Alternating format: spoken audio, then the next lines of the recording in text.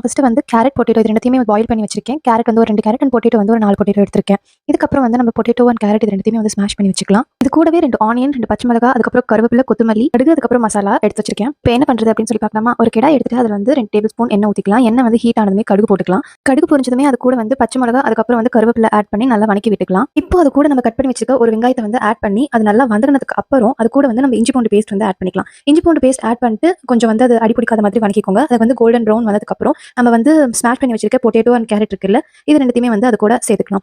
இது ரெண்டுத்தையுமே சேர்த்ததுக்கு அப்புறம் லைட்டா வந்து தண்ணி ஆட் பண்ணிக்கோங்க. தண்ணி ஆட் பண்ணிட்டு அது நல்லா வந்து கொஞ்சம் கெட்டியா இருக்கிறத வந்து லைட்டா ஸ்மாஷ் பண்ணி விட்டுட்டு அது வந்து நல்லா மிக்சிங் கன்சிஸ்டன்சிக்கு கொண்டு வந்துருங்க. இந்த மாதிரி வந்து அது நல்லா வந்து ரெண்டுமே எல்லாமே பிளெண்ட் ஆகிற மாதிரி மிக்ஸ் பண்ணி வச்சுக்கலாம். அது நல்லா மிக்ஸ் ஆனதுக்கு அப்புறம் அது கூட நம்ம 1/2 டேபிள் ஸ்பூன் வந்து மிளகாத்தூள் சேர்த்துக்கலாம். அதுக்கப்புறம் 1 டேபிள் ஸ்பூன் வந்து மல்லித்தூள், அதுக்கப்புறம் வந்து கரம் மசாலா, அதுக்கப்புறம் கொஞ்சமா வந்து மஞ்சத்தூள், அதுக்கப்புறம் வந்து உப்பு தேவையான அளவு இதெல்லாமே சேர்த்துட்டு நல்லா வந்து பிளெண்ட் ஆகிற அளவுக்கு லைட்டா தண்ணி ஊத்தி மிக்ஸ் பண்ணிக்கோங்க. மசாலா கன்சிஸ்டன்சி வர வரைக்கும். இப்போ அது கூட வந்து கொத்தமல்லி இலை சேர்த்துட்டு லைட்டா வந்து மிக்ஸ் பண்ணி விட்டுக்கோங்க. அண்ட் வீடியோ பிடிச்ச